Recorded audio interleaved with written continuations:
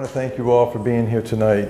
A few of you have braved the last 2 or 3 or 4 talks, and for those of you for whom this is new, I welcome you heartily and thank you for being here. So,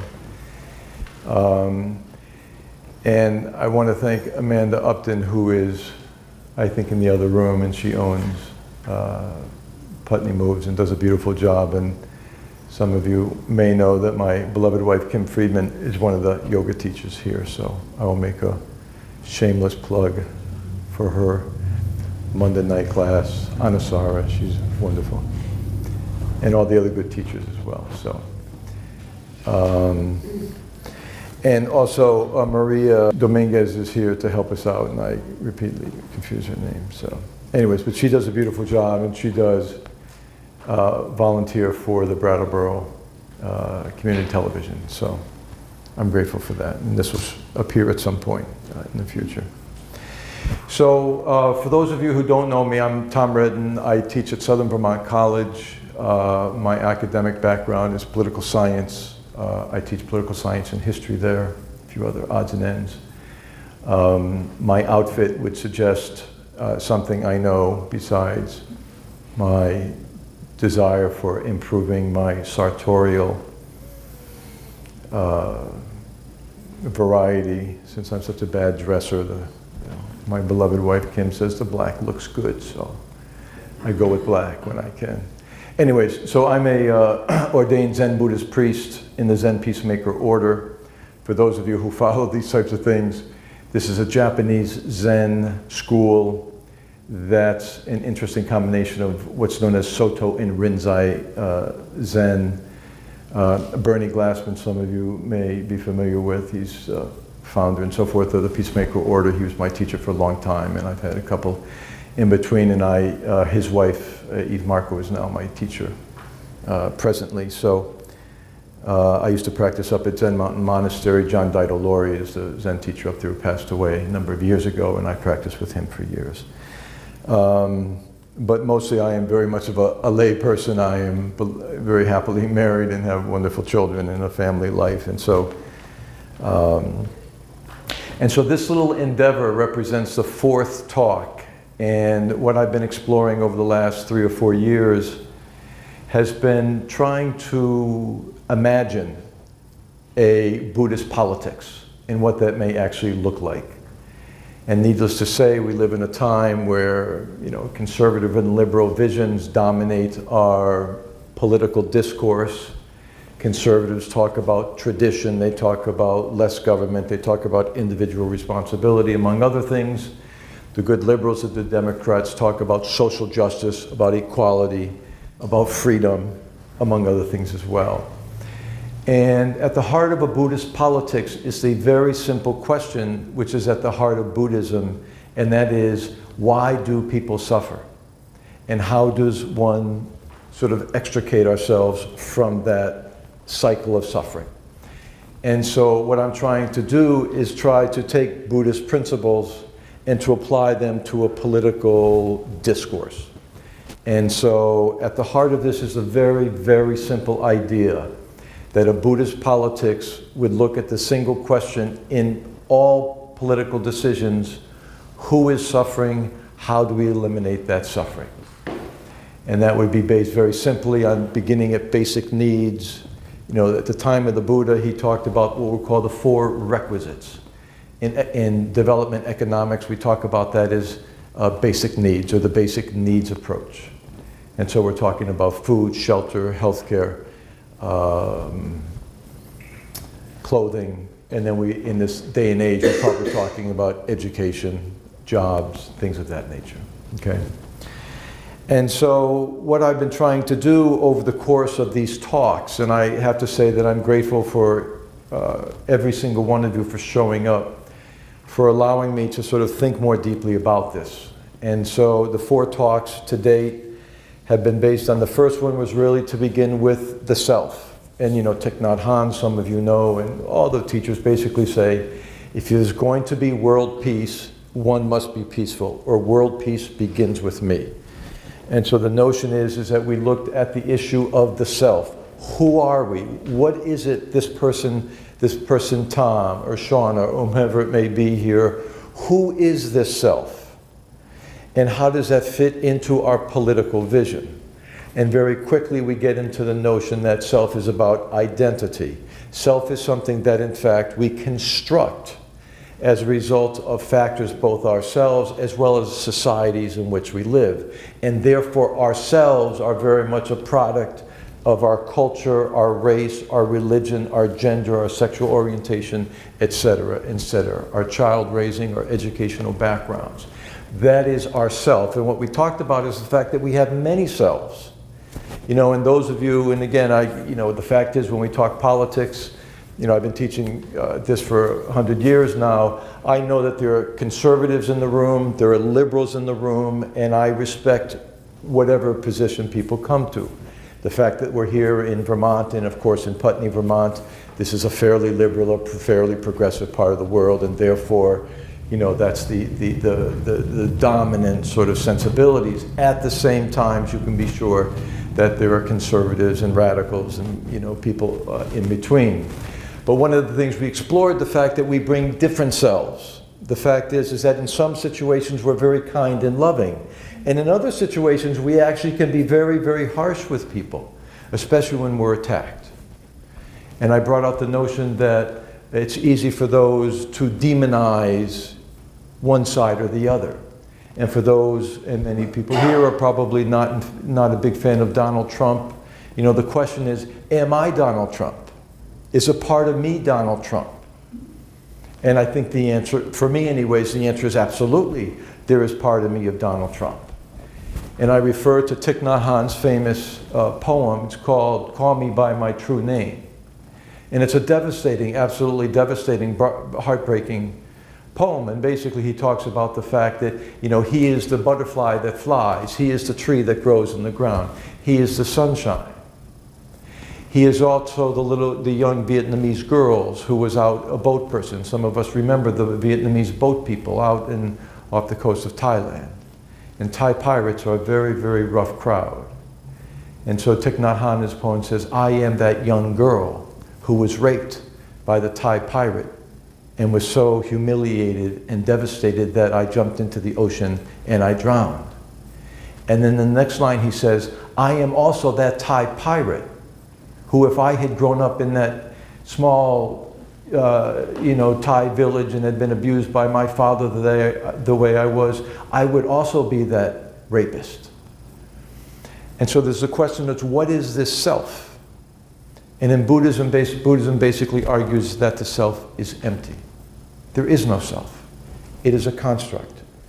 And one of the things that we explored is neurobiology, the neuroscience, brain science, revolutionary developments that is brand new for me, absolutely fascinating.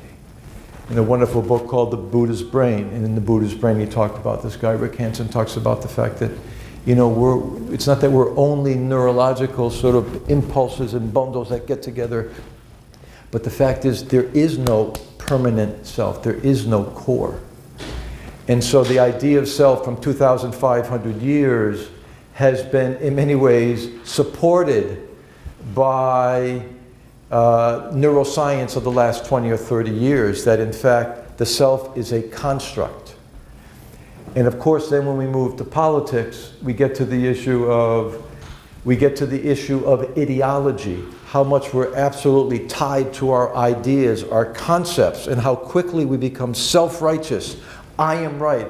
Trump is horrible. Hillary is horrible. Obama is horrible. However you look at it, Jeff Sessions is an abomination. And very, very quickly we come into this polarity. We come into this separation. There is I and the other. There is the polarization. There is the demonization. And before you know it, we have a very, very serious conflict on our hands. And so one of the issues, the reason we looked at this at the very beginning is to look very closely. Who are we in our core? How does that affect how we see the world? How does that affect how we make politics?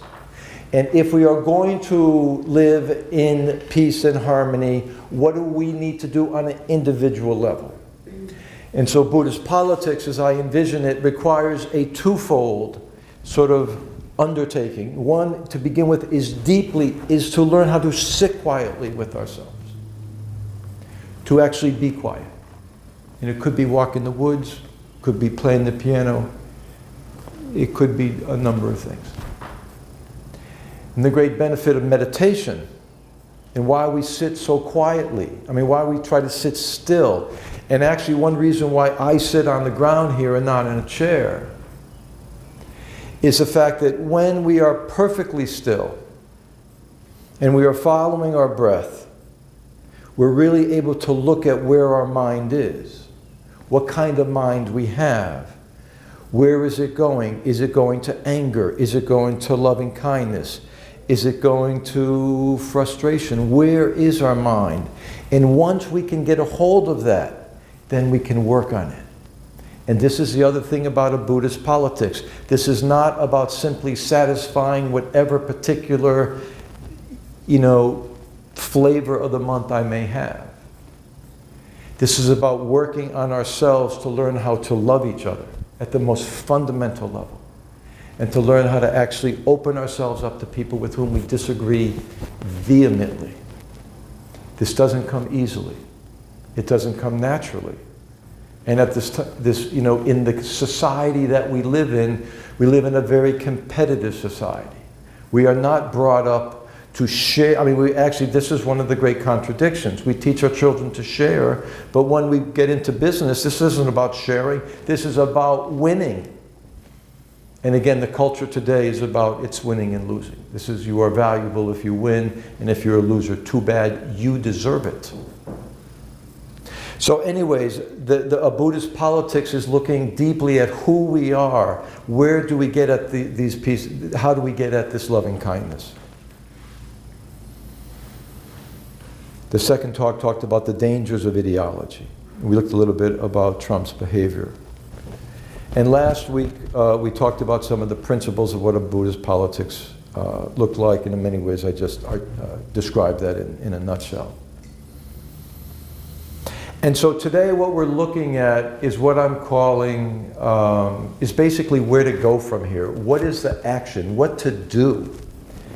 And I understand that people who were absolutely shocked and appalled and in many ways traumatized by Trump's victory is that there's been a huge, and again, I understand there are people who were thrilled that for the first time in a long time, someone is speaking to them in a way that they find deeply, deeply satisfying and reassuring and confirming. Whereas they found Obama and this whole democratic vision to be just painful from beginning to end. For those for whom the Trump victory was very, very difficult, there is the personal piece. And I'm acutely aware of that. And that's something that I surely share. And then there's the second question of where to go. And that's a big question mark. And those are questions for all of us, I think, whichever way. And at the heart of this particular vision requires us to slow down, to be quiet, and actually to have a contemplative practice. The world is difficult. It's just difficult. Life is difficult. I don't have to tell anybody here. Life is difficult. All the things the tears, the sadness, the pain. And, so we have our interior challenges, and then we have the challenges in the world. And without and in many ways for me, this is a daily practice. And again, in this particular vision, what I'm calling the Buddhist politics, there is what we might call the more formal practice. And the formal practice is literally some type of contemplative discipline. If it's meditation, well, we're going to meditate in a little bit. But if it's a meditation or whatever it may be, whatever that sort of spirit, what you understand as a spiritual practice, I really, really want to encourage folks to make that an integral part of their daily lives. I don't know, who I am is that I meditate every day and I exercise every day. And if I don't do both of those things, I'm just not happy. And I just do not, you know, I'm not bringing my best self to the world. And I want to really, really encourage folks to figure out a way to do that. And sometimes you need help, sometimes you belong to a group, whatever it may be. But the second part of this vision, we can call an informal practice. And that is, you know, so the first one we can call meditation, whatever you want to call it, contemplation. The second one is much more of a mindfulness practice. And that is the moment-to-moment awareness of which self am I bringing to the fore here? Am I bringing loving kindness? Am I bringing anger? Am I resentful? The moment-to-momentness of our lives is where we live. We spend so much time in our brains, we worry about the future, we worry about the past, and it's really difficult for us to be right here, right now. And this, if you will, less formal, but the mundane, but actually, you know, it's the sacredness of this moment. My life is right now. What a gift. What a gift I am alive here. What a gift to be here with these beautiful people in this beautiful place at this time in history. There are a million things that could be 1,000 times worse. As difficult as things may be, it could be 1,000 times worse. So there's the formal practice of a meditation, and then there's the moment-to-moment mindfulness. And again, both of those are the premise is that we are paying attention to ourselves. That self that we can sort of let go of. We don't need, you know, the idea is in the meditation we see that the self, in fact, we build it, we hang on to it, but the fact is it's empty. And so the more we're able to let go of that, the freer we are. The freer we are, the more loving we are, the more spontaneous we are. So what I'd like to do now is do a meditation that, the meditation that we've been doing falls into the school of Buddhism that I'm a part of called Zen Buddhism. Some of you know, there's lots of schools. Some of you have done lots of retreats, I know that. You know, Zen is known as the meditation school. It was dhyana in Sanskrit, Chan in Chinese, and Zen in Japanese, and all of them, it's the meditation school, and other schools do different things.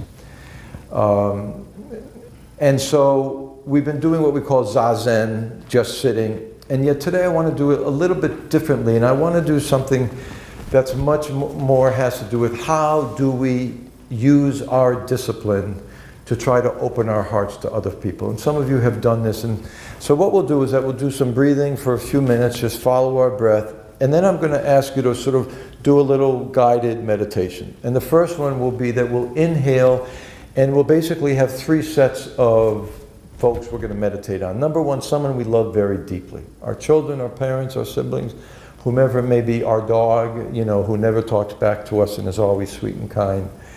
Something that's sort of pure love for us.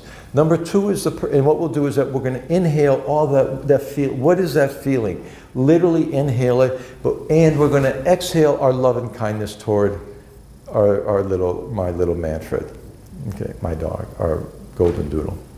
Anyways, inhale, exhale. We're going to inhale their feelings, exhale. And the second part, we'll think about someone we pass on the street. We have no opinion about.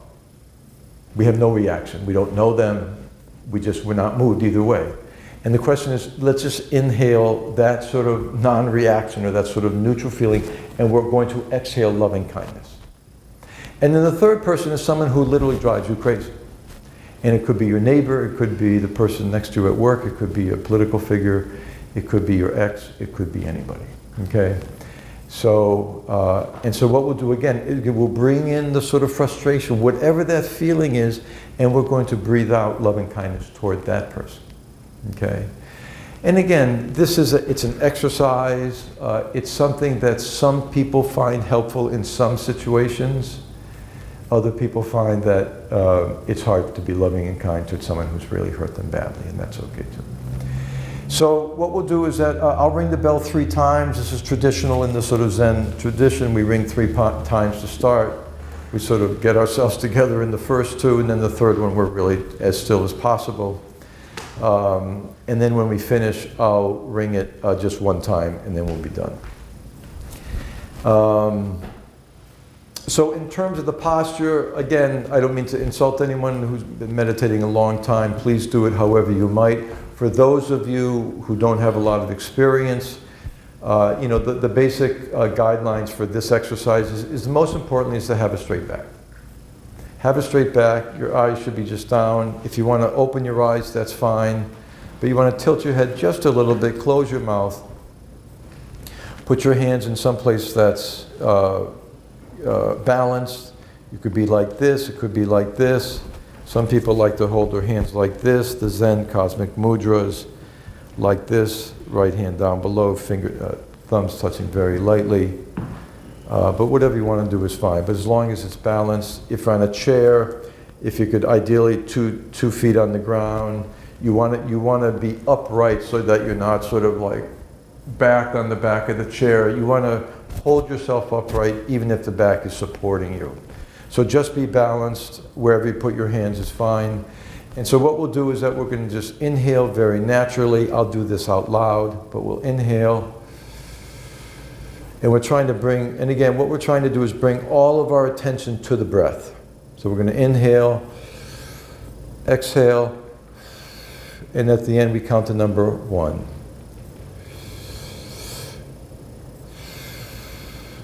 2. And we'll go up to 10, if you can get to 10, and we start at 1 again. And if your mind wanders, which it invariably will do, just come back to 1 and just start it over. Every meditation is a good meditation. There's no such thing as a bad meditation. So just be kind to yourself. You don't have to figure out your life right now over the next 5 or 10 minutes. So let's sit. I'll ring this 3 times, and then I'll slowly, and I'll do a little bit of guiding, speaking when we just follow our breath, and then I'll move into the second part. So the idea is that if you can be as still as possible physically, then you can really sort of focus. A still body helps to still the mind, is basically the idea. And it helps us really, where is my mind? Let's really try to concentrate. So we'll ring the bell 3 times and try to get yourself settled by the 3rd one.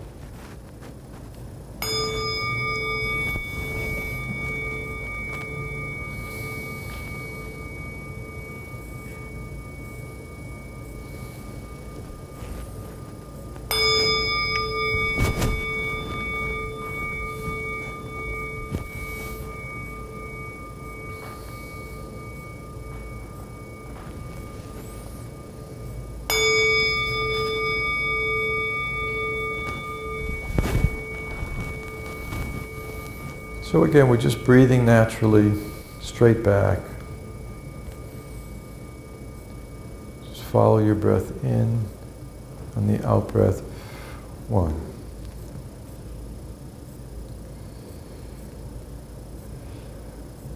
2.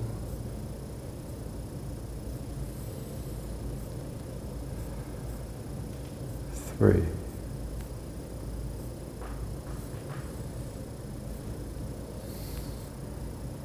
4.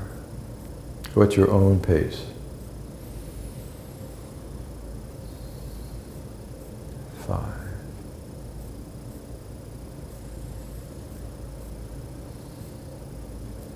6.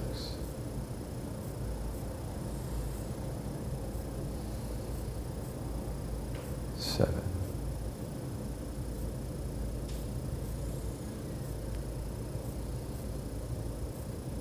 8.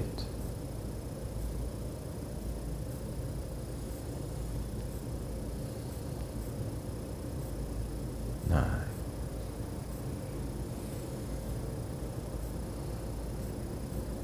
10.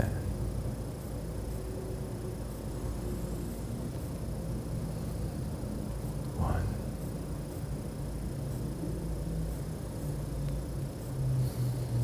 2. 3.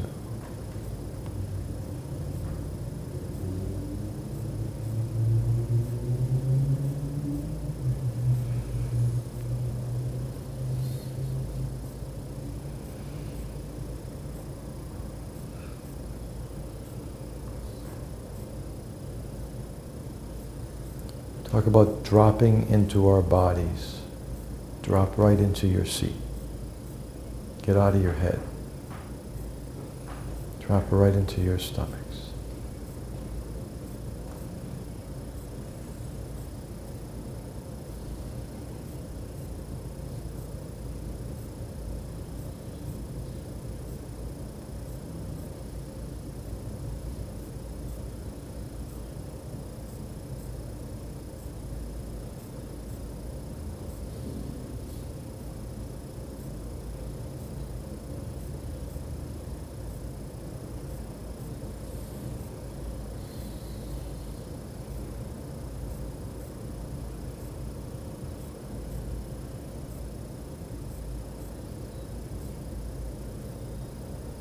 If your mind wanders, just come back to the number one.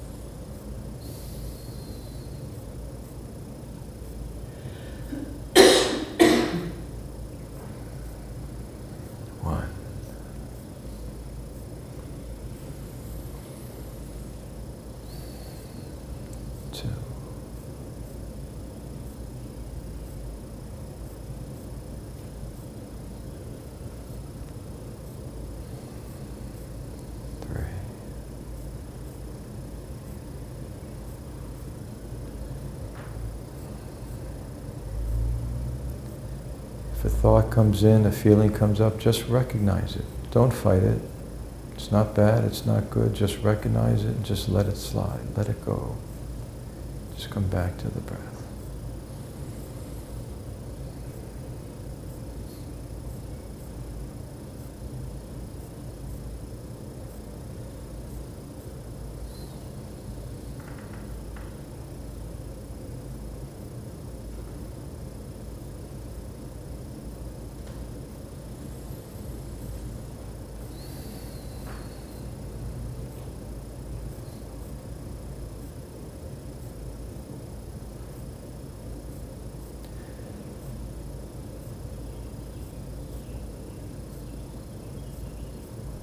So as we inhale, let's think about someone who makes us happy. We think about them and we smile. Let's inhale their affection. Let's exhale our loving kindness toward them.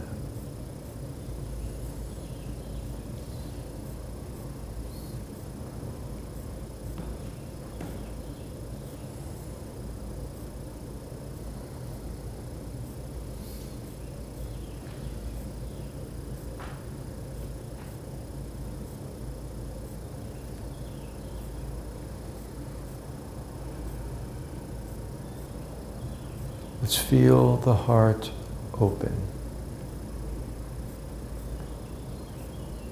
Just gratitude, spaciousness.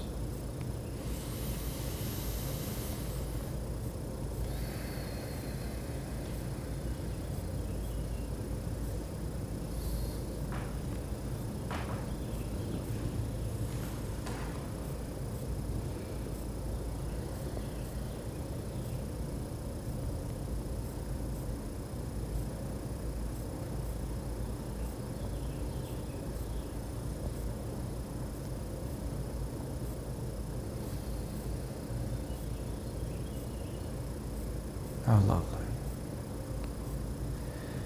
So now let's think about that neutral person about whom we have absolutely no opinion.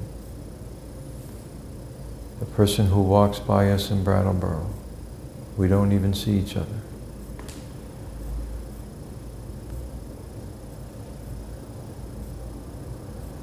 Let's breathe in whatever you feel is coming from that person. It may be absolutely nothing. And let's welcome that, because that's what's there.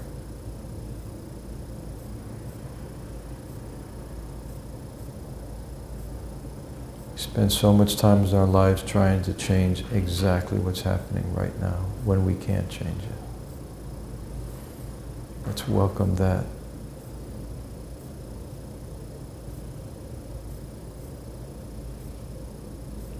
Let's extend our loving kindness, that open heart. We imagine they're good people. People love them. They also are struggling. We can be sure of that.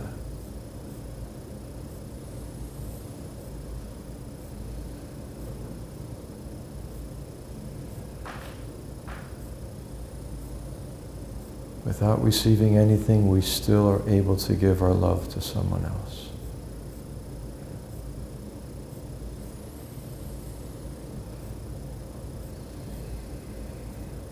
Right from the chest.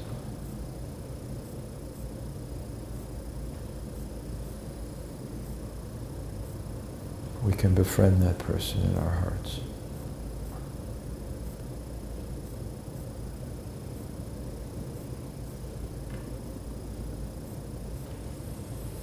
And let's move to the third person, the person who really makes us angry. They scare us. We see them as dangerous, hurtful, violent. Let's breathe that in. Let's try to breathe back our love.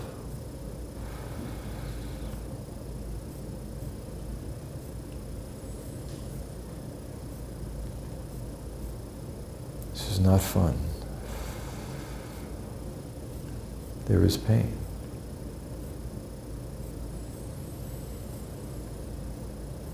The very beginning of the Dhammapada, the Buddha says, hate cannot conquer hate.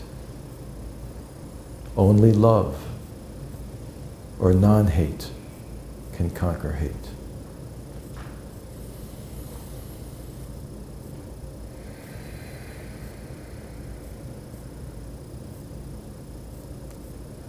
These people are often very confused. They are often very, very hurt. Hurt people hurt people. They have wounds.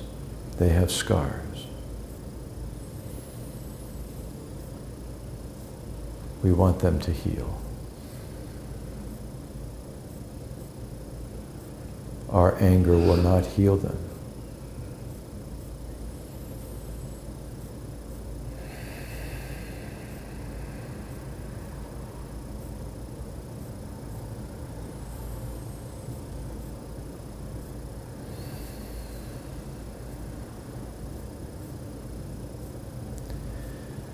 So as we finish up, let's extend our breathing to the entire world, to the universe. Let's take it all in, the good, the bad, and the ugly. And let's open our heart and breathe out loving kindness, empathy, compassion, understanding. And our own pain is part of that.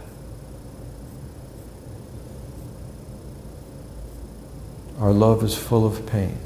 It's full of joy.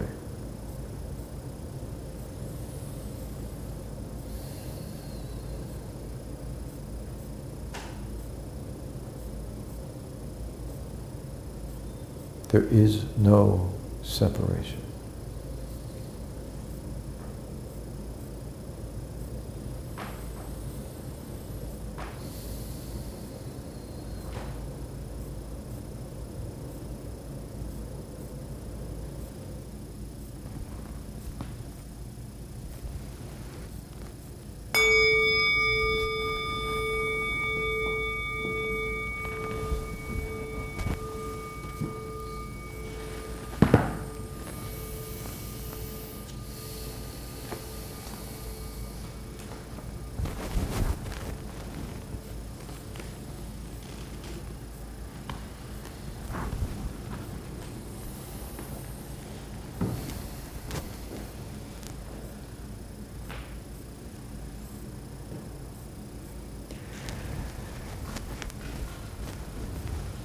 So, thank you for that.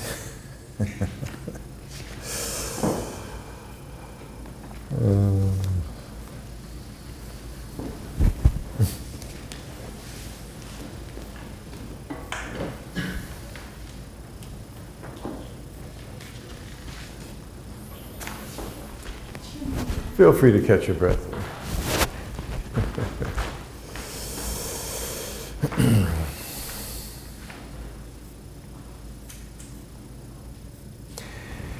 So, what I'd like to do is share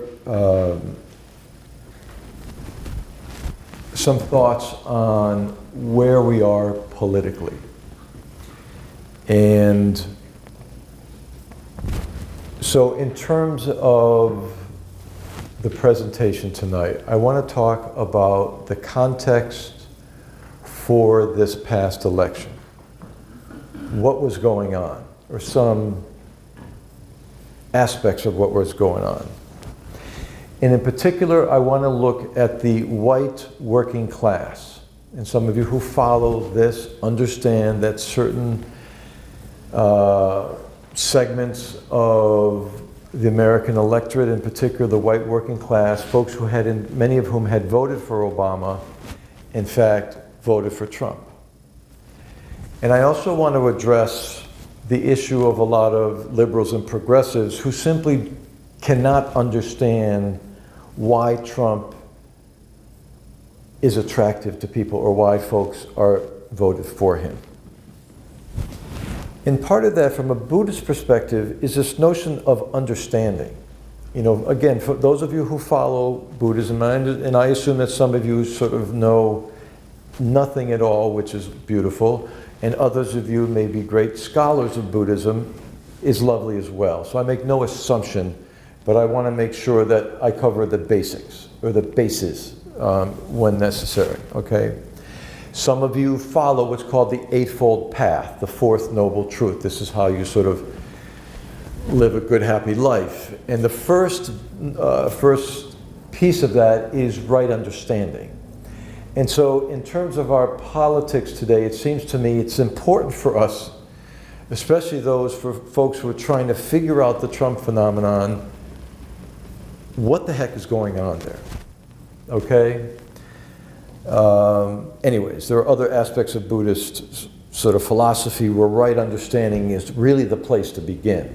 And to me, that's, I think, a wonderful place to begin. And then the second piece I want to look at is the work by this fellow by the name of George Lakoff. He is a linguist. He studies cognitive science. And he's benefited from this whole new field of neuroscience, brain science. And he's a Democrat. And the Democrats have absolutely disregarded what he has to say, even though I think what he says is absolutely true. And he says, and again, I find these folks very interesting, he says, I know why Trump won. And we'll get to that. So the second piece here has to do with Trump's brilliance in terms of his messaging. He knows exactly what he's doing, and we'll get to that. This isn't about agreeing with him or disagreeing with him. This is about why it resonates. Okay.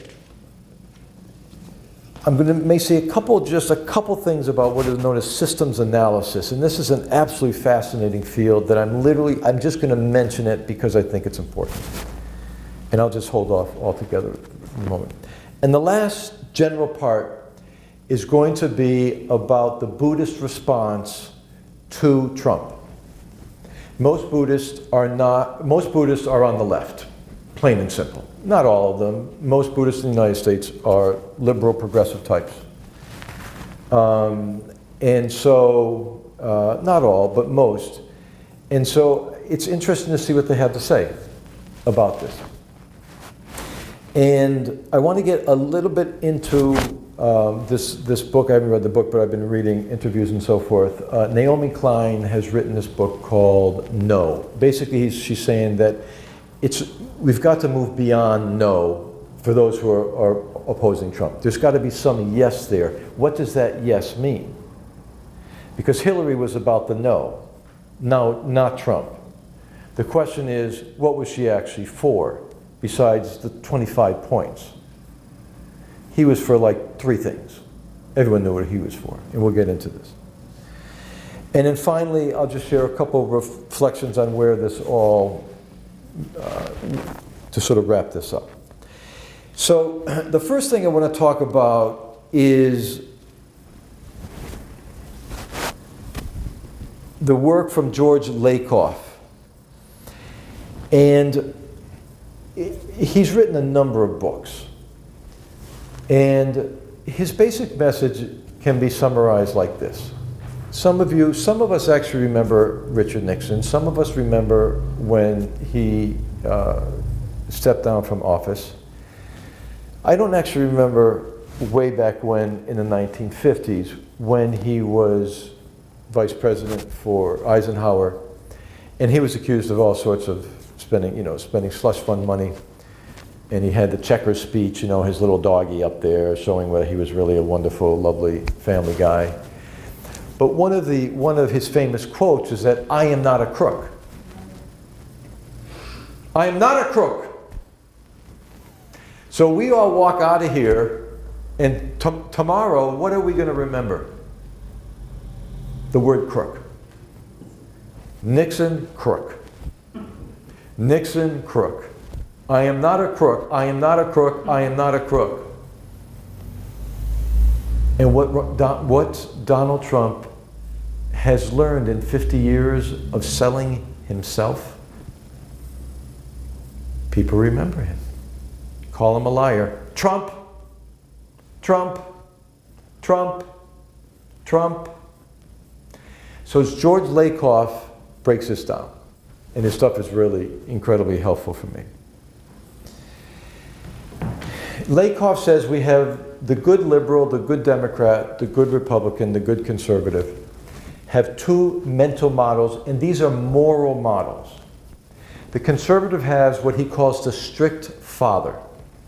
This is very traditional. It's very patriarchal. He says that in the electorate, that represents about 35% of the electorate. If you look at party affiliation, these days, if I remember correctly, the Democrats are probably about 30, I'm just going to say 32, 33. The Republicans are about 28. Independents are in the high 30s. 40 years ago, you were either a Democrat or a Republican. There weren't very many independents. Today, there are more independents than Democrats or Republicans. Anyways, he takes the 2 basic paradigms that we have, the conservative and liberal, right? Democrat, Republican. So the strict father morality, this is a moral basis. It goes deeper than just their politics. This is how they see the world. This is their worldview. And so let me just walk through it. And so basically, it's the idea that Father knows best. That the strict father, historically, has always won out. The strong man. Look who wins historically. It's the strong man who wins. And so it goes like this. The father is the authority. The father is right. Whatever the father says is correct. If children challenge the father, they are obviously wrong. They need to be punished. Tough love is how you deal with children who do not follow.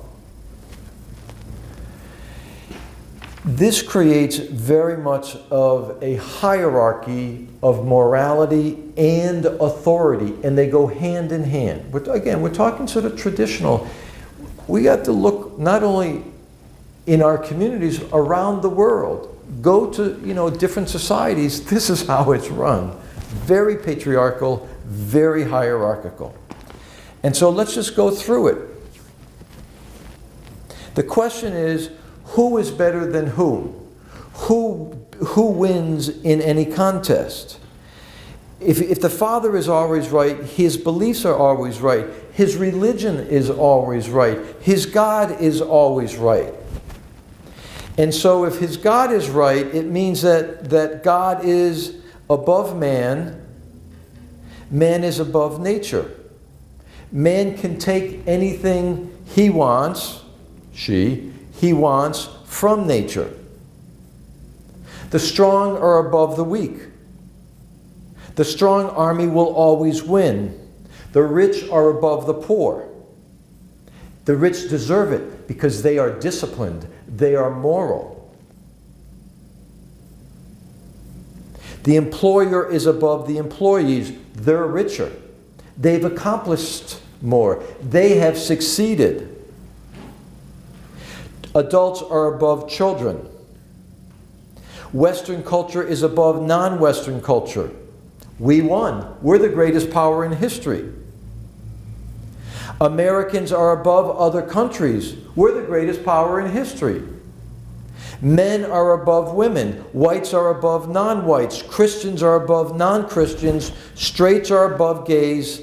There is a hierarchy that follows from one fundamental idea, and that is that Father knows best. Strict Father morality is how society will benefit.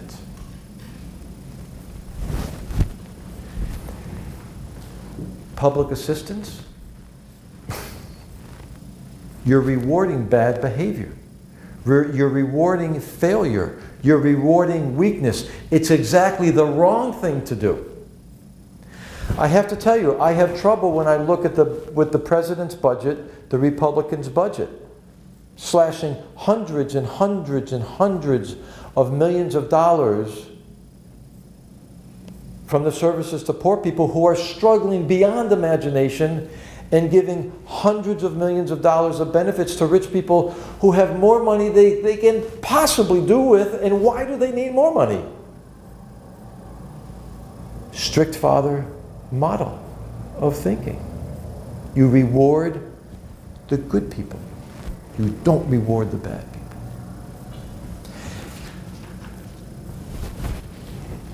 The traditional motto, strict Father model. He argues 35% of the public adheres to that. Why did white working class women, and he's saying this is the lead to the next one I'm going to talk about is this, Joan Williams, a scholar out of California. But white working class families, this is their model. They haven't gone to college. This is men run things, right? From the strict Father model, the best thing you can do for poor people is to withdraw that so that they're on their own. They learn their own discipline. They take care of their own. That's the logic. I'm not saying it's right. The other side is what we call what he calls the nurturing parent. Some of us actually like this idea. You know, if it's father, mother, or mother, mother, father, father, whatever the combination, but let's just take men and women for the moment. Parents. Mother works, father works. Mother works, father works. Goes either way. You know, there's fluid. Whatever happens to work. There's an egalitarian according to this model. We nurture our children. What do you think, sweetheart? What's your opinion about that? Do you want chocolate or vanilla? Would you like to go to summer camp? Would you like to take tennis lessons? Geez, you don't want to go to church? Well, let's talk about that. The nurturing parent is democratic. The nurturing parent, you know, believes in egalitarianism. The nurturing parent believes in a much flatter society. Americans are not better than other people. Christianity is not better than other religions. White people are not better than other blacks and brown people. Men are not better than women. There is a radical equality to the nurturing parent vision of the world. And obviously when it comes to people who are living on the street, people who are poor, all the rest of it, how can we not share? We're a rich country. What is this? Isn't Christianity about loving your neighbor? How on earth can you not, not take care of these people?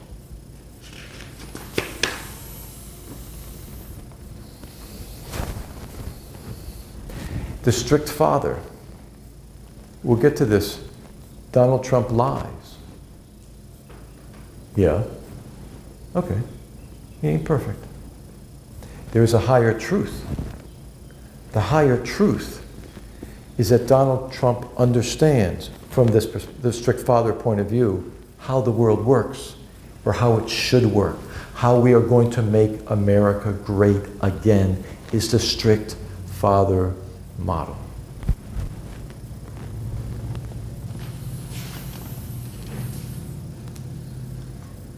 Okay, we move on.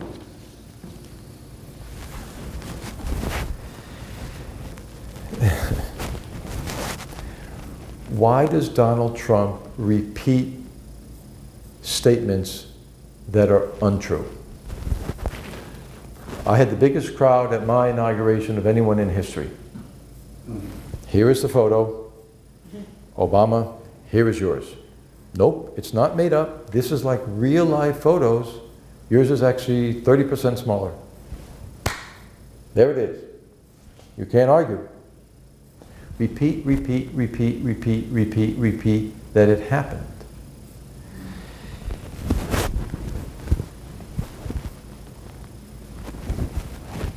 He goes on in a bit and talks about the fact that the good liberals go to, he says, part of the problems is that good liberals go to college.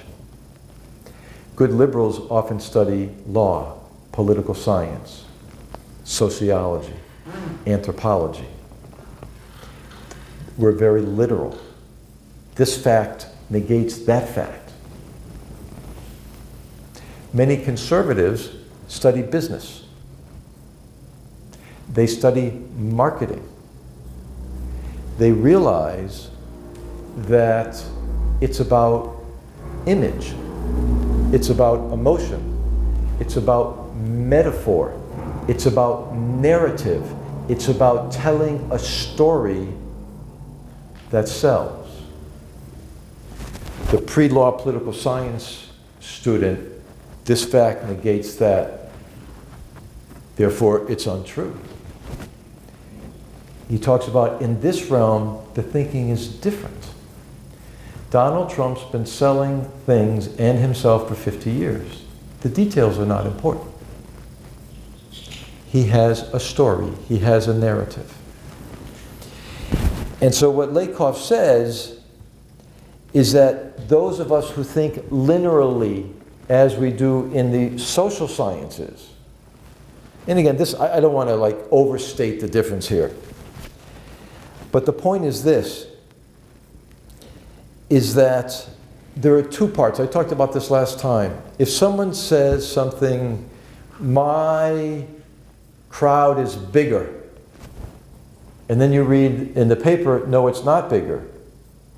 What has happened is that the crowd is bigger has activated this whole neural circuitry in the brain that strengthens it every single time that's stated.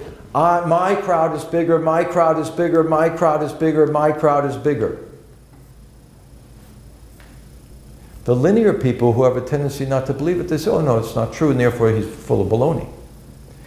But what Lakoff is saying is that the physical science of the brain will prioritize my crowd is bigger and put this, the sort of the negating information secondarily.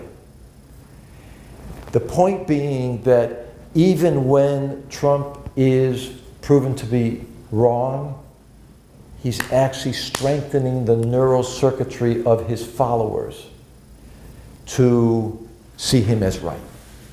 Because the point is, my crowd is bigger is going to come in first. It's like saying, I am not a crook. Okay. Now, he goes on and he talks about the notion that people are, and so I should back up. So the point is that what he says is that Donald Trump has really been a genius in terms of his ability to activate the strict father model and to reinforce it to the point that for his followers, lies don't undermine that at all. You know, when Trump said that he could shoot someone on Fifth Avenue and no one, his followers wouldn't mad, he may have been, I mean, what Lakoff is saying is that that's exactly right. I mean, this is the thing, I mean, if you go back and talk about George W. Bush, and again, this is the genius. I mean, the Republicans, since Ronald Reagan, it's very clear. Ronald Reagan knew how to tell a story. A lot of his stories were factually incorrect, just flat out wrong.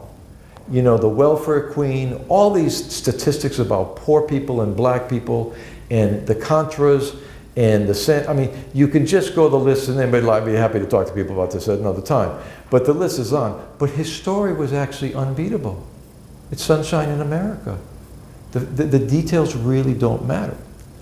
And if you look at George W. Bush and Al Gore, George W. Bush's his understanding of the issues was very, very thin.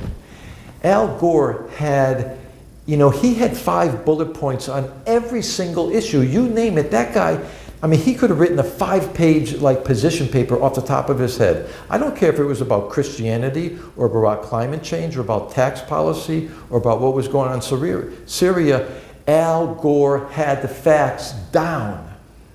George Bush did not. George Bush got elected 2 times because he told a story and repeated it. It was a narrative, it was metaphor, and it was very emotional, and it stuck. Al Gore, no one, I mean, who cares about the facts? Of course people care, but the point is that what is, and this is the thing that the neuroscience is showing, is that repeat, tell me a story. And what we talked about last time, the brain functions by stories. All these things come in, the brain has to do it. It has to make sense of it. And it tells a story. That's how our brain makes sense of the world. And this is the thing he goes on and says, is that once you get a world view, and this is just crucial, there's basically 3 things that happen when the facts come in. You can either not notice it, you can, number 1, ignore it, or you can change the facts to fit your worldview. To be able to, and this is why he and others have said, to attack Trump is to attack these people. Because what Lakoff and others are saying is that these folks' identity, the identity of these folks is Trump. And when you attack him, you would attack their identity, who they are.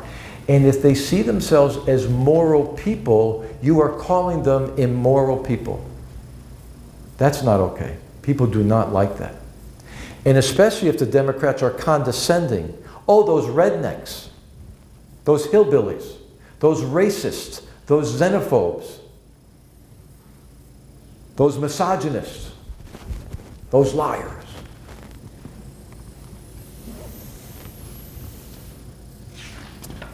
Lakoff talks about that all of us are bi-conceptual. Even the most liberal person probably has some conservative aspects. The most conservative people have liberal aspects. And what he says the Democrats need to do, they have to activate those frames, those mental pictures. And he goes through, it's really worth it. Do I have it here? Yeah, this is his. Lakoff has a bunch of books. This one is called Don't Think of an Elephant.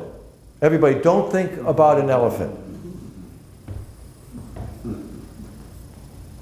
And what he does, he walks through some of the neuroscience and how liberals, progressives can reframe things. And again, anyways, we're all bi-conceptual. We actually share a little bit. You know, Buddhism is both very liberal and very conservative. this notion that, Buddhists, drinking or drugging, that's not a good idea. We don't lie. That's very that's, very liberal and very conservative. But those are very, so there's a lot of this that can have aspects of both conservative and liberal. And what he has argued, and again, for those of you who are interested, you just go back to money in the 70s and what happened after the 60s. If you're interested, Lewis Powell wrote this famous memo back in 1972 called the Lewis Memorandum. And scholars argue how important it is, but basically what he says is that big business needs to put money into politics. Whereas what happened in the 60s, civil rights, women's rights, all that, anti-corporate, anti-capitalist, pro-socialist, pro-revolution, pro-radical, the Black Panthers, you name it, there was a response to that. And Powell says we got to put money into basically a pro-business, pro-capitalist agenda. And what happened is that the billionaires followed through. It's from the Koch brothers to all the other, but the Coors and all the rest of them. Anyways, a lot of foundations that were developed at that time, conservative foundations. And by 1994, Lakoff talks about the Leadership Institute. And what it does, it has trained conservatives to talk about, and they've trained, he says, by 2014, in 20 years, they trained 160,000 conservative leaders.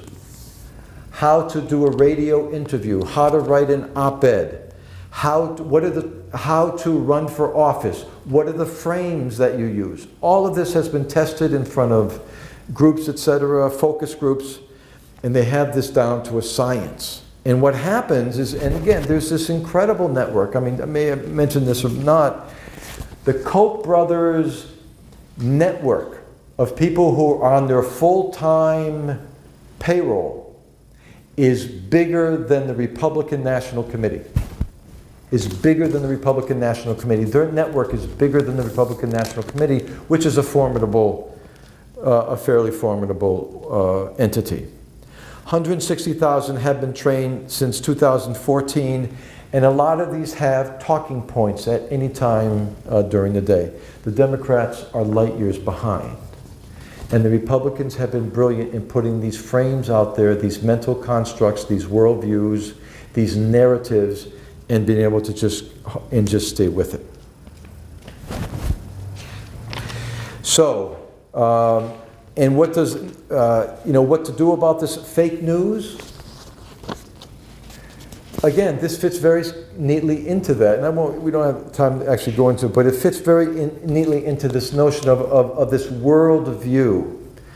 And I think there's a lot to it, because there's a worldview that you can't trust the liberal press, and therefore anything they say, in fact, is fake news. But there's also, what they show is that they've done experiments to show that even when, it's, what we call cognitive dissonance, when things come in that don't fit our worldview, we literally our brain can very quickly change it. And that's a longer story that we can hold off on at the moment. But what Lakoff says, for those who are interested in sort of combating this, is that number one, you always have the truth out there. You repeat it, whatever the topic is. And, people say that, well, the truth wins out.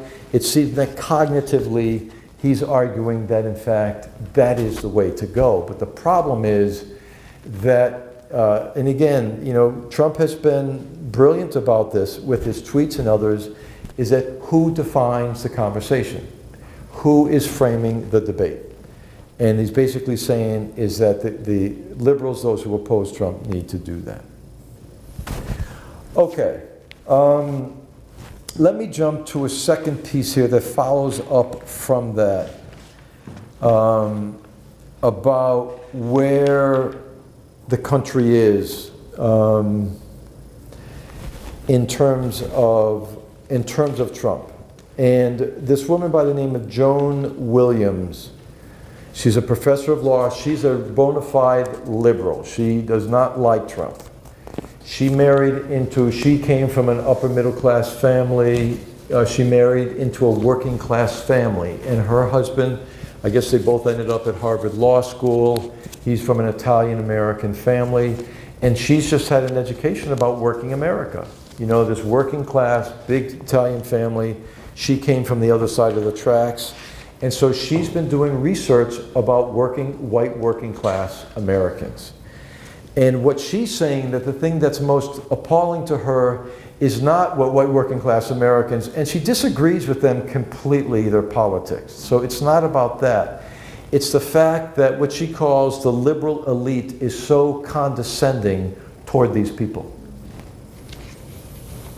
And so anyways, I just want to walk through some of this.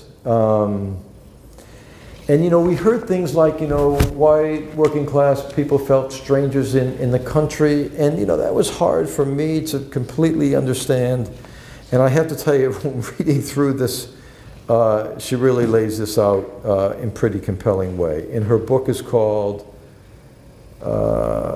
White Working Class, And again, I know that, feel free to take a break, stretch a little bit. I'm going to try to stop us by 9 here, so I have to say I'm going to press on here. The white middle class, $63,000 is the mean there. 53% of the country, 63,000. Some are above, some are below. White working class is not poor, they're not rich. And again, what she's saying is that the professional managerial elite cannot understand how Trump won.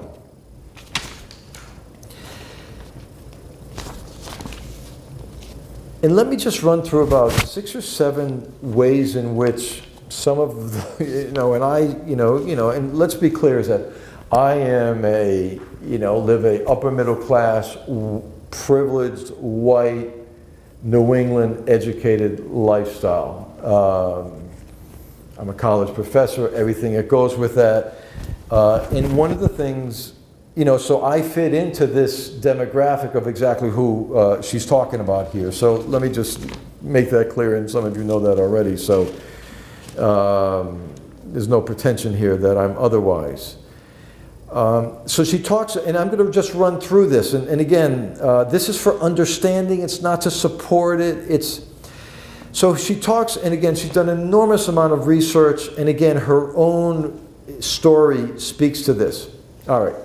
When we talk about issues around the intersection of race and class, she says middle class blacks and middle class whites have the same opinion about certain things. Number one, we look for novelty. We look for novelty. When we get a cup of coffee, we want Starbucks, or we want the most local, we want a cup of Joe, right? We want Mocha Joe. We don't want Maxwell House in a styrofoam thing. We want something novel. When we go on vacation, we're looking for really interesting places, right? We're not going to Disneyland, we're going to, we're going to some exotic place. I was going to say Bhutan. I would love to go to Bhutan. Last week we had a couple of people from there, and anyways. So Bhutan, right? Not Disneyland. Is this the working class or the? This is working class. So basically, this is like the elite, middle class, blacks and whites. So race. She's talking how class affects this, right? Is that it's Starbucks, it's not, our issues, we're concerned about transgender bathrooms, about sexuality, things of that nature. And identity and things of that nature. And what she's saying is that for working class families, it's not about that. They don't have that luxury, it's about stability. It's about being able to make sure that they hold on to their house. And stability usually involves religion. And it's the religion of their parents and their grandparents. It ain't Buddhism, right? So number one, so there's just a divide there in terms of sort of aspirations, if you will. It goes on, talked about Hillary and the deplorables. So she says half of the Trumps are deplorable. And again, Joan Williams is saying, it's not just Hillary, it's a Democratic problem. And she talked about Obama, who said, remember he said he talked about working class, bitter people who are clinging to their guns and their religion. Wow. That's 35% he's talking about right there. Hillary's talking about the glass ceiling for women. Again, this is Williams talking here.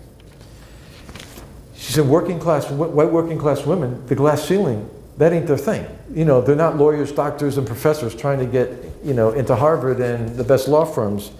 They want a job. And she's saying, if Hillary had talked about sexual harassment, they sure as heck know about that. That resonates. Glass ceiling, no. Sexual harassment, you better believe it. Let me just continue here. She talks about this as the cultural gap, the class cultural gap. White working class folks resent professionals. They admire rich people. They resent professionals. They admire rich people. And then she borrows from about 4 or 5 books, people like Barbara Ehrenreich and others. And let me just, some of these quotes are great. She talks about her working class people who have gone on to become rich and become elites, is that they grew up, they were suspicious of professionals. The quote, Barbara Ehrenreich talks about her father, blue-collar father. Her father could never say the word doctor without saying the word quack, could never say lawyer without the word shyster, could never say professor without the word phony. Another one, you know, the managers, the smart kids who come out of, college kids who come out of business schools. This is a quote from a working class guy. Yeah, managers are college kids. This is a working class guy. Managers are college kids who don't know shit about how to do anything, but are full of ideas about how I have to do my job. Talks about the resentment. Another one, Annette Leroux, talks about the resentment against teachers who are seen as condescending and unhelpful toward working class citizens. You know, my girls went to Leland and Gray High School, and you know, my beloved wife Kim and I, we were always very, very conscious of, you know, there were the teachers were middle class. Some of them were upper middle class. We love the teachers at the high school, and at the grammar school at Newfane Elementary School. And yet we also understood that a lot of the parents who walked in for parents' night, they hated high school, and they never went to college. And they had to sit down in front of these teachers who had master's degrees. And the question is, how well did those teachers treat those working class parents who walk in dirty from cutting, you know, timber all day long?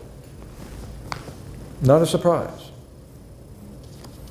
Talked about, so the resentment toward professionals, but not rich people.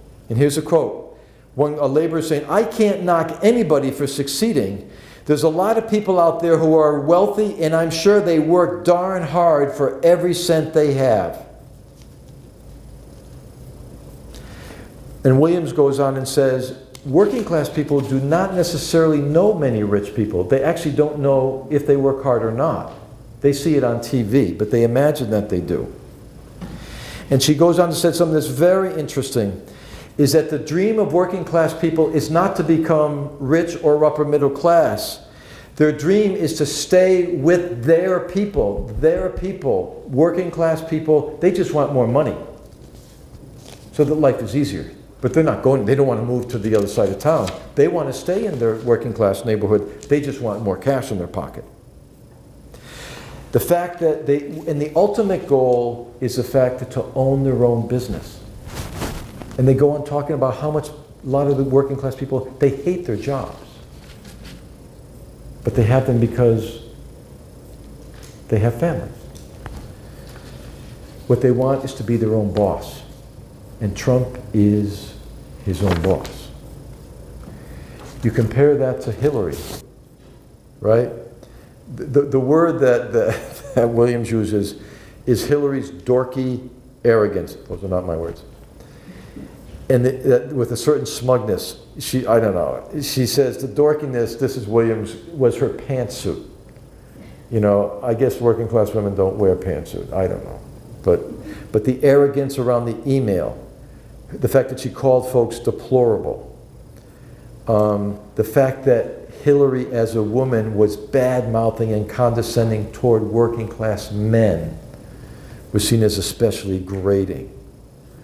And the fact that she condescended toward Trump, calling him a racist, xenophobe, sexist, and all the rest of it. Working class folks, again, this is William speaking now, they want straight talk. Directness is the working class norm. The idea is, if you have trouble, you talk to me. You have a problem, you come to me. Straight talk is manliness, is manly courage. They didn't like the fact that when it came to the email or anything, Hillary was saying a variety of things. They saw her as two-faced. Williams goes on, manly dignity. And I understand all of this is traditional patriarchy here. I'm not pretending otherwise, I'm not defending it, but this is what she has found. This is, what she has discovered. And again, this is not where she's from. Manly dignity is big for working class men, and they're feeling that they don't have it anymore, or they've lost it over the last number of years. Trump promises a world free of political correctness, where men were men and women knew their place.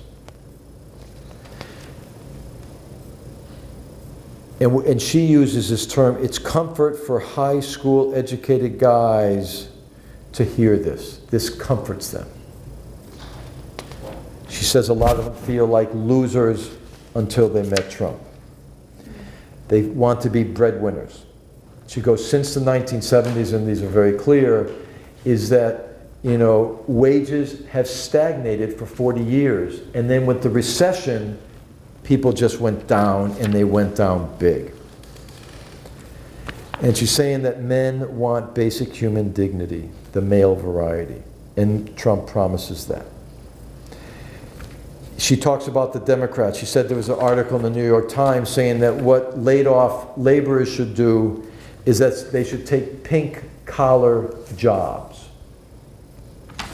In other words, jobs that women used to do, right? Women's jobs. And he's saying that's not going to win you any votes. Tom, who said that they should take pink collar jobs? Who said that? An article in the New York Times representing liberal opinion. Okay. Liberal opinion, democratic opinion, suggesting to working class men that they should take jobs that women used to do. And the point is that they don't like that. They won't like that. This is interesting, Hillary and sexism. And basically what Williams is saying is that class will trump gender. And she said that the sexism is clear as could be. There's no debate there around what Hillary had to go through. And yet white working class women voted for Trump by a 28% margin, 62 to 34. If they had voted 50-50, Hillary would have won the election.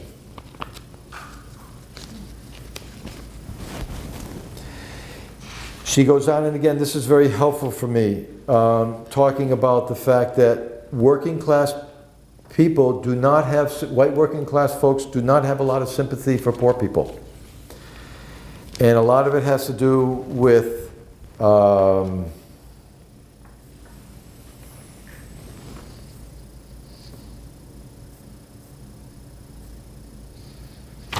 they give a couple examples here, is that Obama talks about the fact that 20 million people got health insurance through Obamacare, but the problem is for some of these folks actually some of them just got it, others did not. But the fact is that, how working class people see it is that poor people got health insurance and working class people had to pay higher premiums. And that's the trade-off. this is a very poignant example. It talks about the fact that this is Williams. I'll get to this in a second, but basically 28% of poor families receive child care subsidies. 28% low-income people receive child care subsidies, but basically middle-class people don't receive any. And so the resentment is that those folks, 1 out of a quarter of them get it, but these folks don't. And the example to back that up is that this Joan Williams' sister-in-law works full-time at Head Start, which provides, child care for low-income families, and she's barely making, obviously Head Start people aren't paid well in general. But what happened is that one day she had to wait afterwards because one of the mothers of these poor kids showed up. The mother was late. This working class woman had to stay late. This working class woman is making very little money. The mother of the child does not have a job, and the mother shows up with shopping bags full of things from Macy's. And she's explaining that her sister-in-law went ballistic, saying this is just not right. Some of you are familiar with the book that came out, this guy J.D. Vance. He's at Harvard Law School or some fancy place like that. He wrote this book, Hillbilly Elegy. He grew up in Appalachia. Hillbilly Elegy, but he's a white working class guy from the hills, and I mean poor. And he talks about the fact that in his family, that on his mother's side were a bunch of what he called hard living family, alcohol, drugs, delinquency, been thrown in jail, the whole thing. And on his father's side, what he called the settled families. They had jobs and they went from being poor to middle class. And that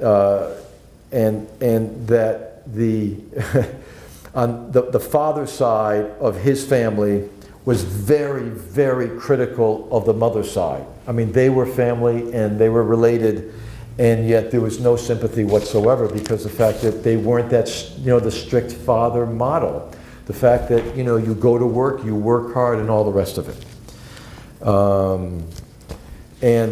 What's her name? Joan Williams' father was very, very poor and ended up working 3 jobs for her growing up, and sent her, his children to college. And he says that's the white working class that's voting for Trump. Her father anyways. Geography, the whole difference between urban and rural. And he talked about, there's a great quote here, which is really terrible situation, is that, in the rural lands, the jobs have left. And what they basically said is that the factories have, the jobs have left, but the opioids have arrived. And the devastation of them has been really significant, as we've seen in Vermont and elsewhere.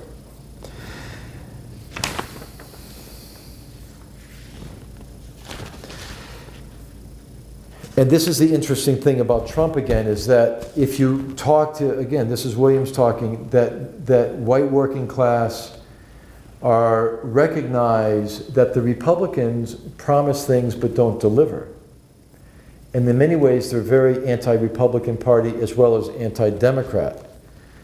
So the point is that they're anti-both. And he talks about when it comes to free trade, it helps GNP, but the fact is, Ohio, Michigan, Pennsylvania, those working class folks, they're the ones who suffer.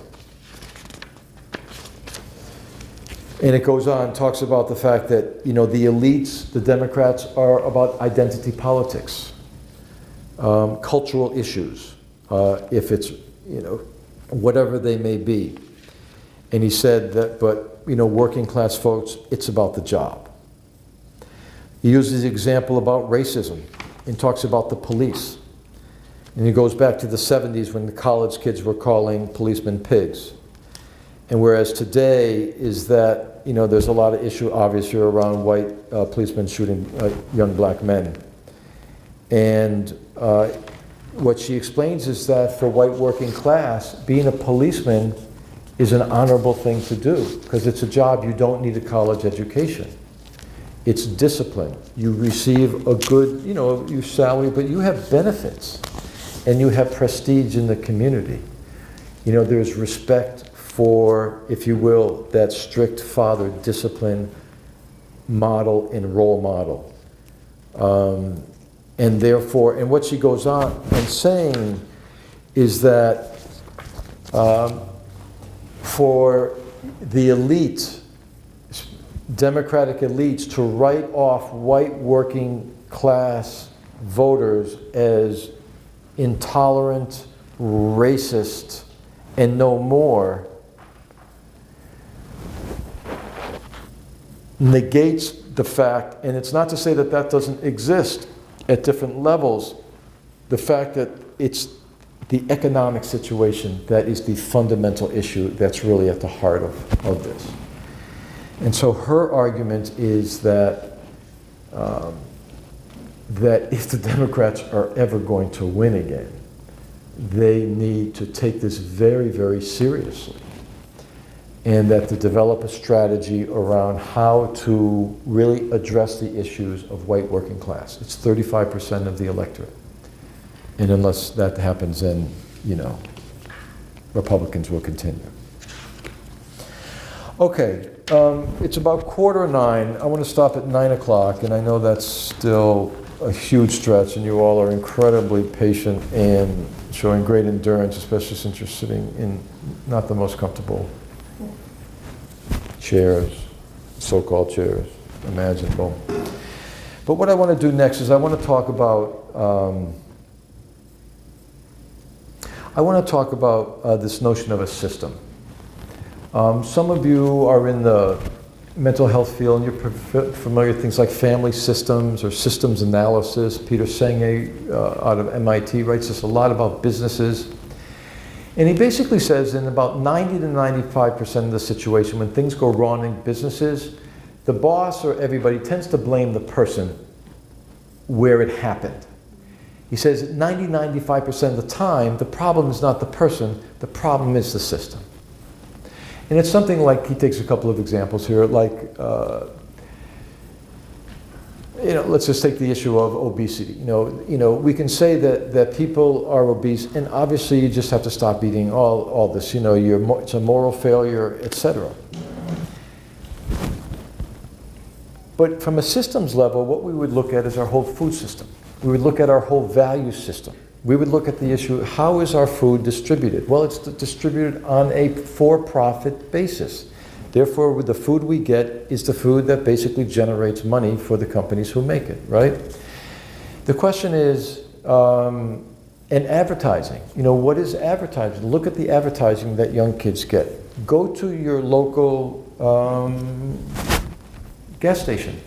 I don't know how many of you actually looked around and looked at every single food item in that gas station. And basically, putting aside the alcohol, it's sugar and salt. And supersized. And supersized. But everything. I mean, there's literally nothing. You know, my beloved wife Kim, she was in Italy just last week. She went to a gas station. First of all, they had a cappuccino, espresso cappuccino bar at one end of the inside. They had this whole, there was almost none of those like bags. So there was like a real bona fide bar with real food right there. But she said it was just a totally different system. And so, you know, obesity taken outside of the advertising, outside of the food that's in the supermarket, outside of the education that the student's getting, outside of the whole issue about class, you know, the relationship between education and obesity, education and nutrition. How many supermarkets are in the poor sections of town? You know, what kind of food is available in the poor sections of town? And often there is no good food. It's like 3 miles away. Mother with 2 kids, what is she going to do? You know, everything's a struggle. The point is that from a political point of view, what I want to talk about in terms of politics, and from a systems point of view, one of the things that's really important is that the system is a product of the parts. And that those parts change all the time. And what that means is that each one of us is part of the system. And we think about someone like, just think about some of the so-called leakers about Chelsea Manning and others. One person doing one relatively small thing can completely change the political system in terms of, and so what I want, one of the things I want folk to take away from this systems idea is, where do we individually fit in? And the thing is, some of us do things very well and others not so much.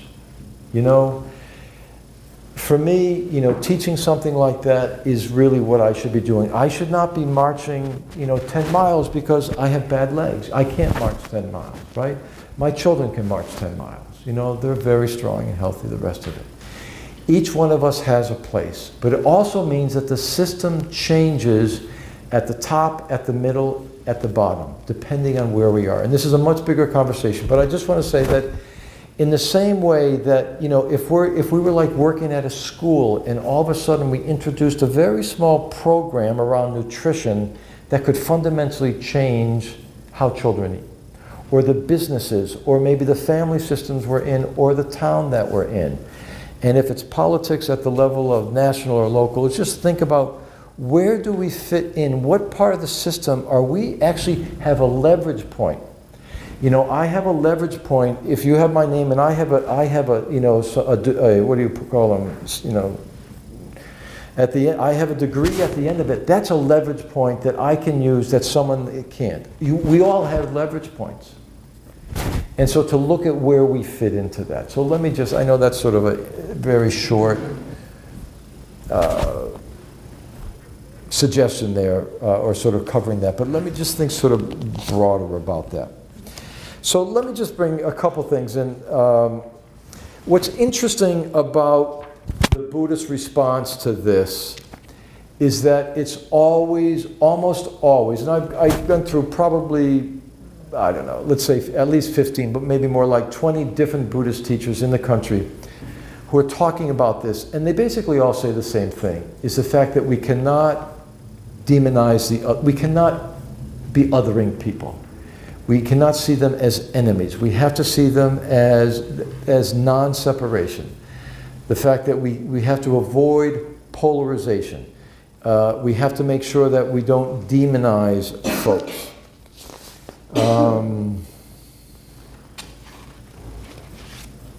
Let me just read a couple here. I let go of that one. All right, here's Pema Chodron. Many of you are familiar with her. She's, you know, her stuff is beautiful. So her response is, instead of polarizing, this is a chance to stay with groundlessness. I've been meditating and getting in touch with a deep and profound sadness. It's hard to stay with that much vulnerability, but that's what I'm doing. Groundlessness and tenderness and sadness have so much to teach us. I'm feeling that it's time to contact our hearts and reach out and help in any way that we can. Norman Fisher, who's a very popular Zen teacher out in California, talks about the Bodhisattva. The Bodhisattvas play the long game. They have confidence in the power of goodness over time. And they know that dark times bring out the heroic in us. Think of what the Dalai Lama has gone through in his lifetime. He maintains daily practice. He maintains kindness for everyone. Though he has lost his country and his culture at the hands of a brutal regime, yet he doesn't hate the Chinese and finds redeeming features in the world. He maintains a sense of humor. He has turned his tragedy into a teaching for the world. Pat Enkyo O'Hara, the teacher at Village Zendo, she's part of the Zen Peacemaker order I'm a part of.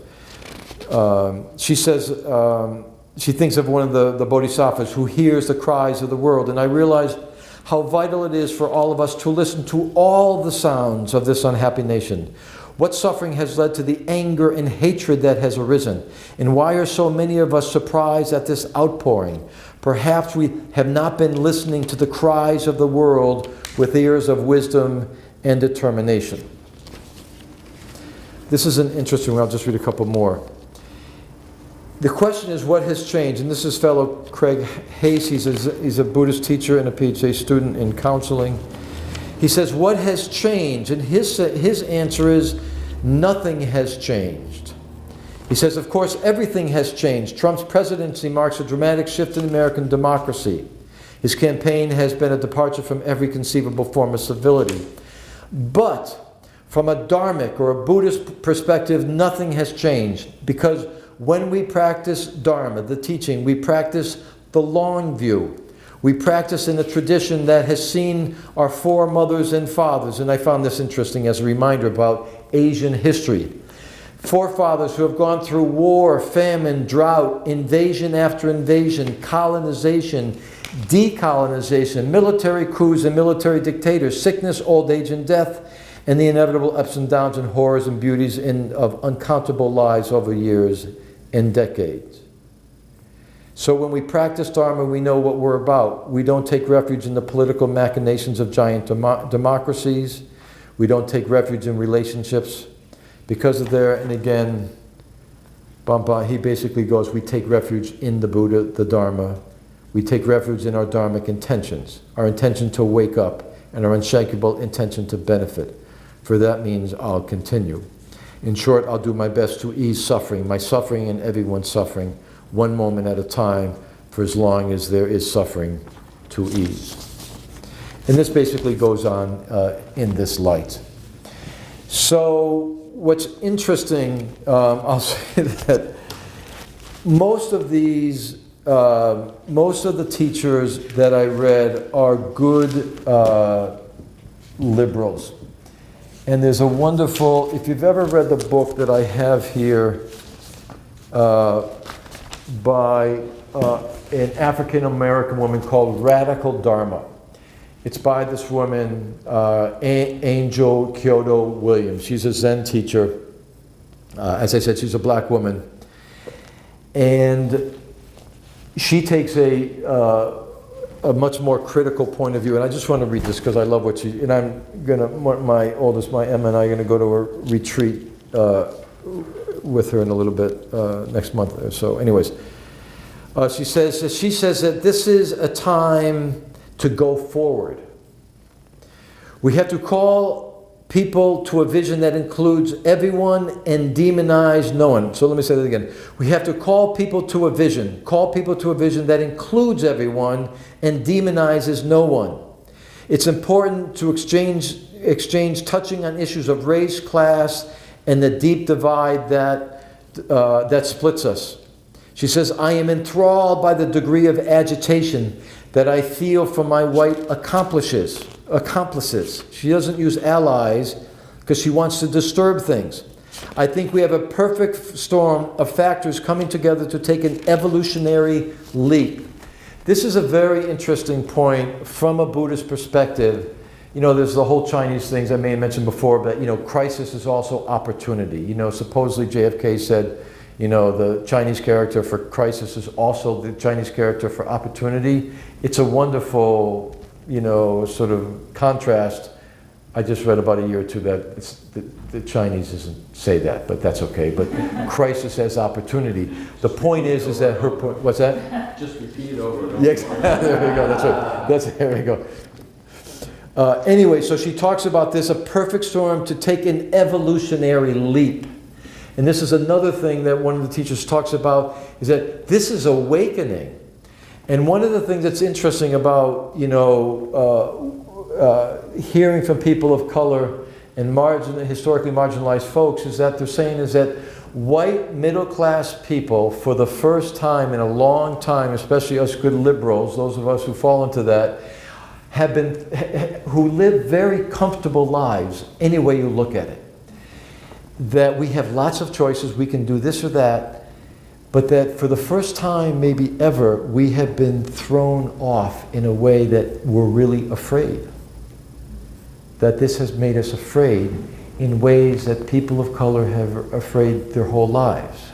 If it's with the white cop, or if it's with, you know, someone's going to call me this, or my teacher's going to discriminate because whatever, you know, I'm Muslim, or I'm gay, or the kids are going to do this, is that the fear that marginalized people have felt their own lives, maybe for the first time, comfortable white folks, such as myself, will be awakened from that.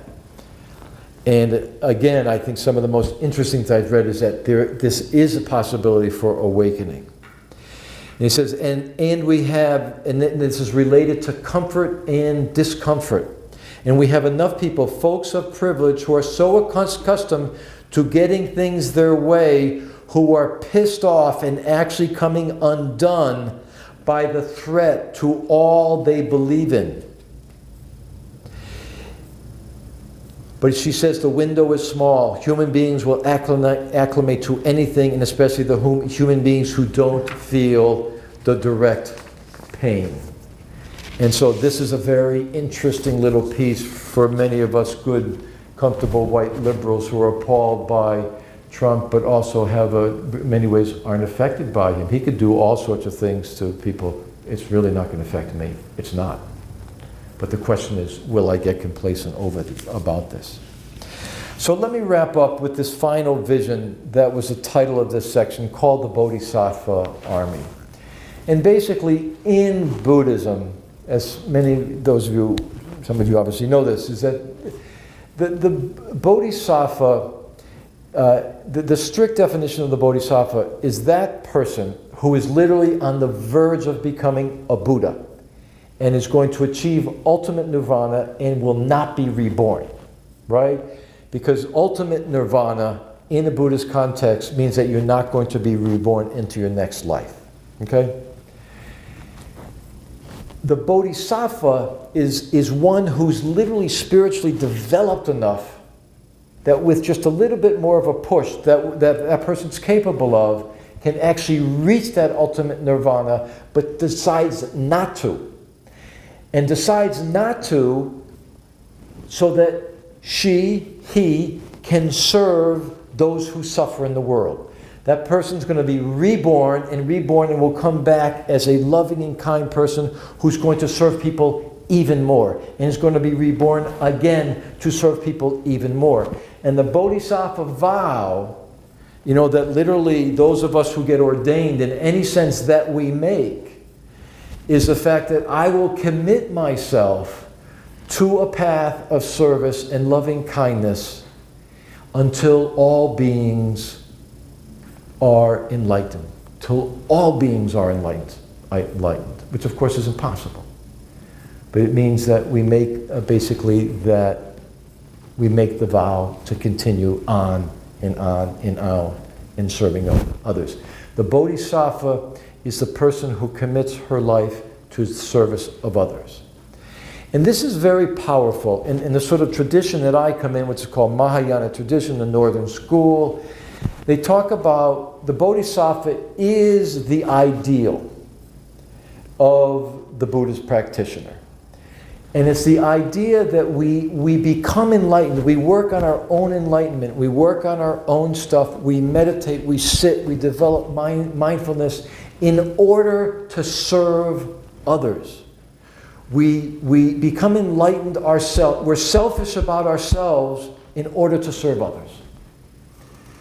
And it's the very notion, as I said to my, beloved Kim when our children were small, sweetheart, unless you go out with your girlfriends and have a night off, unless you sleep in and let me take care of the children, unless you rest, you're not going to be the mother you want to be. The Bodhisattva's vow is to really work on oneself in order that we can love the world more fully.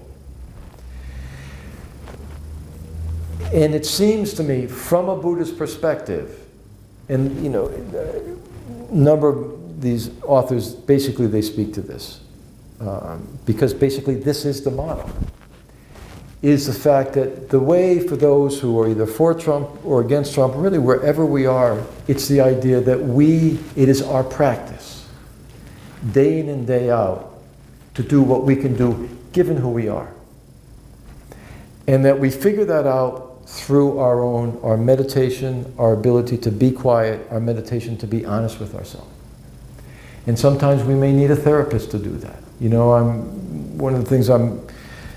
Tomorrow I'm going out to New Mexico, Upaya Zen Center. Joan Halifax is the teacher out there, and I'm doing this 2-year chaplaincy program, low residency. And what she says, and she's a spectacular, phenomenal teacher. Joan Halifax has written 4 or 5 books, Death and Dying. She's at the forefront of the hospice movement, all this other stuff. She's a remarkable woman, but she's a very, very accomplished Zen teacher. She runs this amazing center out there and does this chaplaincy program. And she has all of her students go into therapy. She says, meditation is great. It ain't everything. So the Bodhisattva is one who is able to use, and we talk about skillful means. How do we serve the world? You got to be smart. You can't do it alone. We do it ideally in community. We do it with supportive people, and to figure out what exactly we should do. Not everyone's going to be a radical political activist. That's not what everybody should be doing. Some people, yes, maybe yes, others absolutely not. So let me just finish by saying that, I think that what all of this teaches me is the fact that it is our individual practice on a daily basis. And again, I just, from my own experience, without some type of a daily sort of contemplative practice, it's hard for us to sort of endure. Life is difficult. It just is. A lot of us are dealing with health issues, broken hearts, relationships, jobs, money. Without that center on a daily basis, the question is, how can we really be loving and kind? And I just think it's almost impossible. And I also think that we really have to look at where are those places in our lives, the people who will support us. And if it's religious, social, whatever the community may be. But I think the most important thing is the fact that, for me anyways, this is a time that's waking me up to what I need to do in my life in terms of the suffering that's taken place. Just from my perspective, the suffering is just massive and unrelenting, and those of us who are able to, that, we have a responsibility. And for us to figure out where that is. But it comes through being honest, being centered, being, if you will, the best of ourselves. And that's what we're trying to bring forward. So thank you for your patience. You all have been wonderful. I'm eager to comments. There's a lot to be said. So please, the floor is open. I would love to hear your thoughts, what to do, whatever. I'm curious as to what George Lakoff or Joey Williams offered as far as ways that liberal, progressive, Democrat types can put together packages and narratives that have integrity and are healthy, but that might work politically. Are there some ideas that you've come across from them? What are some of their ideas? A lot of it has to do with language. And again, George Lakoff, they do a great job. There's a couple things. There's a place called the Framing Institute. And if you go to George Lakoff, his stuff, he take any issue, healthcare, right? The Republicans were able to win the healthcare debate in many ways because it talks about the fact that the government was taking away choice for people. It was mandating that they would either have to pay a certain amount, or they either have to sign up or they have to pay a penalty. So it's all about individual choice. Everything was framed in terms of individual choice. Yeah. And so Obama's taking away our individual choice. Obama is this, he's stealing this, he's stealing that. That frame, as soon as you frame it that way, the Republicans already won the debate. Yeah. And so the question is, how do you reframe it? And that takes work and creativity. And one of the suggestions he's taking is that we take care of each other. How about if everything about healthcare is about the fact that as a good Christian neighbor, Jesus told us to love our neighbor. As good parents, we take care of our children. As good neighbors, we take care of our neighbors. I mean, the whole care thing, if it had been reframed, the question is, how on earth can you take, we're talking, 15 million people could lose, 14 million people could lose health insurance? But everything, it's all framed in terms of choice. What's the name of the law? It's the choice law. And so what they're doing, and again, the Framing Institute and Lakoff, they'll go through and they say, what are the frames that may work? And a lot of this stuff simply needs to be tested. Yeah. And that's the difficult thing. And, and in terms of my, trying to develop this Buddhist politics, one of the things that I need to do, what is the metaphor? What is the frame here that resonates with people? You can say compassion. Compassionate politics? I don't know, maybe. Some people yes, some people no. You know. Thanks a lot. Good to see you, Lee. Yeah.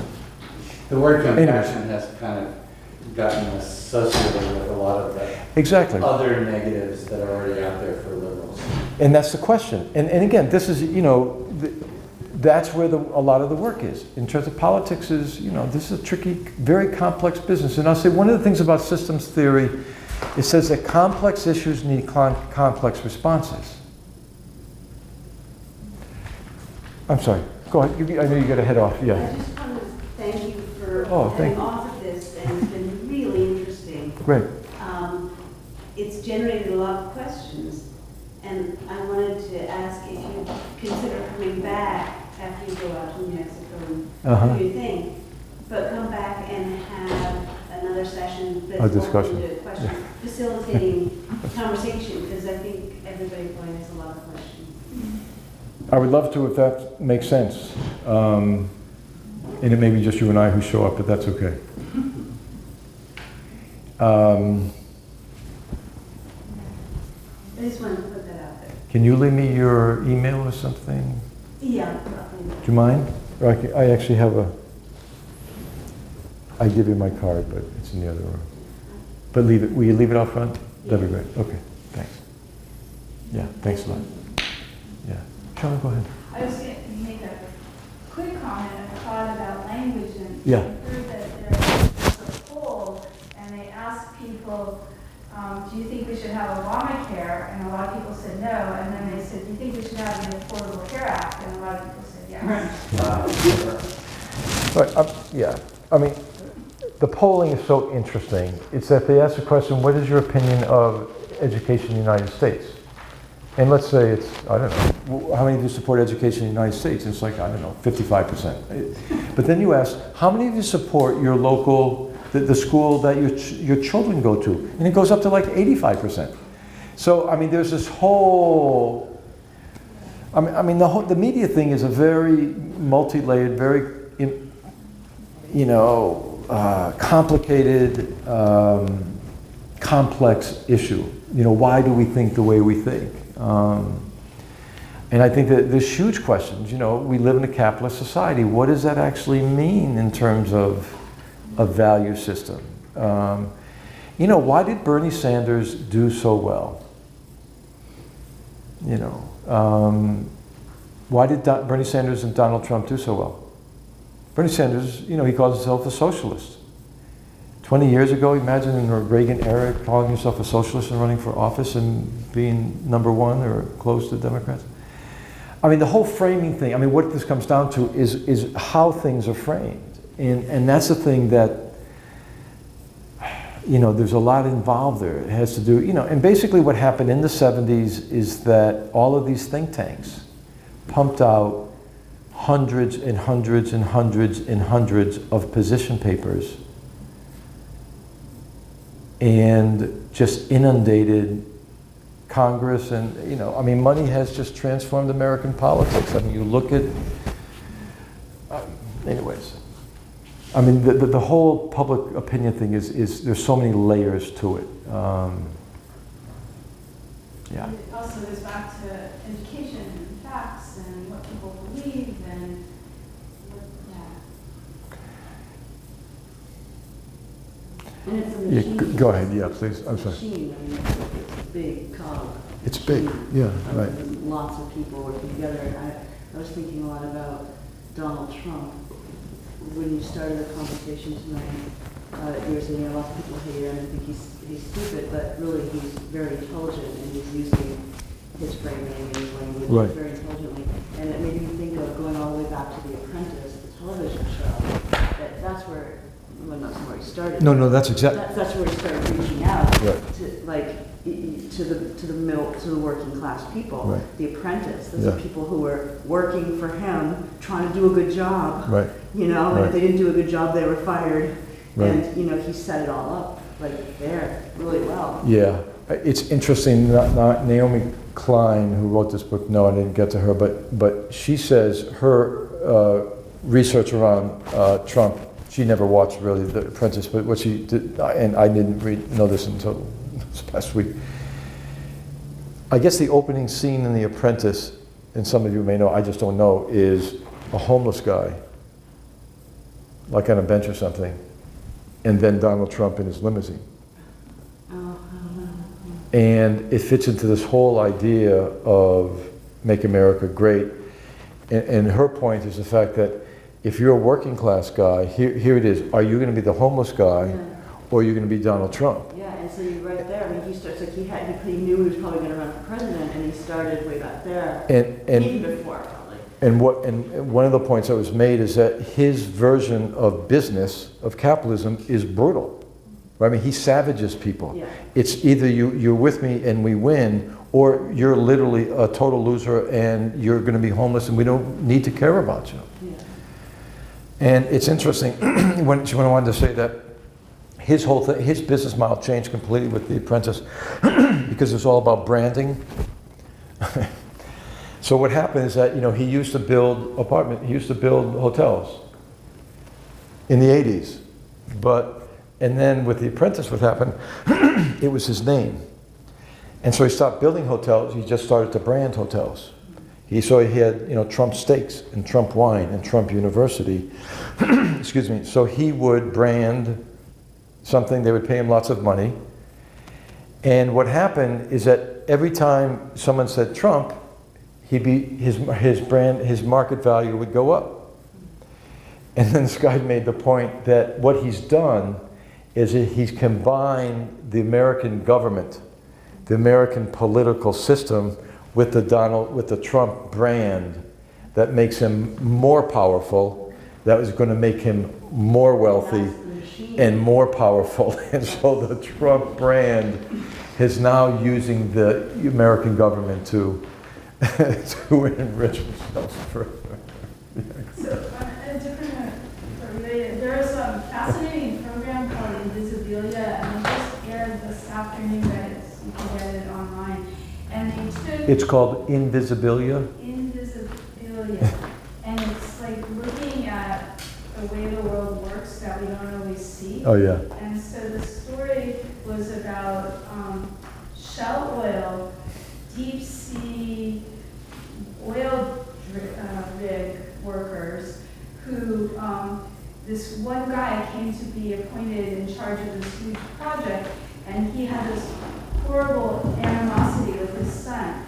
And they brought in this consultant woman, petite woman who had gone through World War II and the Holocaust, and got him to open up his heart with his son, and they resolved their differences, and then brought that same kind of openness to the workers. Not only were the workers like, you're not getting me to do all this touchy-feely stuff, but once they did, their productivity went up and their accident rate went down. I bet. Yeah. It was so powerful to hear those, kind of paradigm shifts about what can happen if people are more honest with each other.